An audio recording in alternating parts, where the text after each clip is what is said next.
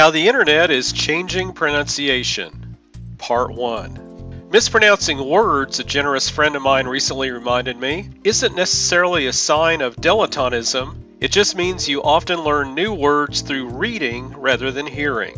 And Americans are reading like crazy these days. Hey, you're doing it right now. Despite what you've heard about the blossoming age of mobile video and emoji-based discourse, people under the age of 30 are reading more books than their counterparts in decades past. And readers of all ages are increasingly reaching for a variety of platforms: cell phones, tablets, and laptops, along with good old-fashioned paper.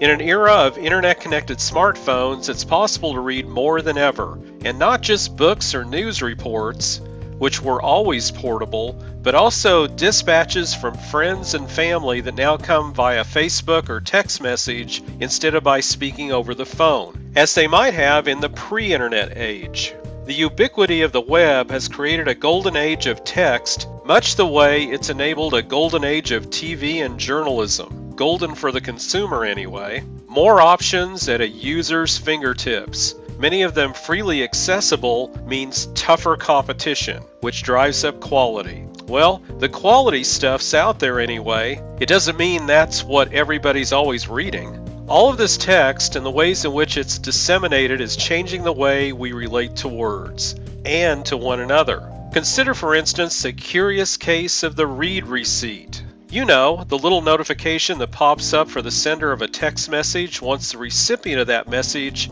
has opened and ostensibly read the text. Or to use read receipt in a typical sentence. Why does anyone keep read receipts turned on? The other common question about read receipts is this: how do you pronounce the term? Do you say it in the past tense, so it sounds like read, or in the present tense, so it sounds like read?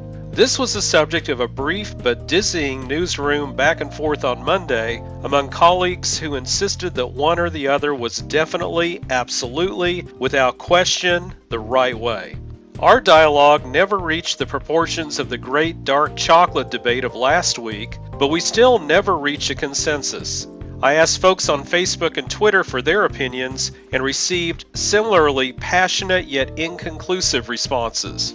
Team Red had a compelling case. A read receipt is a receipt that's generated once the text message has been read, therefore past tense. But there was solid logic on Team Read too. Just think of it like a repair receipt, or pay stub, or mailing receipt, none of which are in the past tense even though they indicate an activity that's already taken place. I'm Team Read all the way. Also, GIF has a soft G like giraffe. I mean, obviously.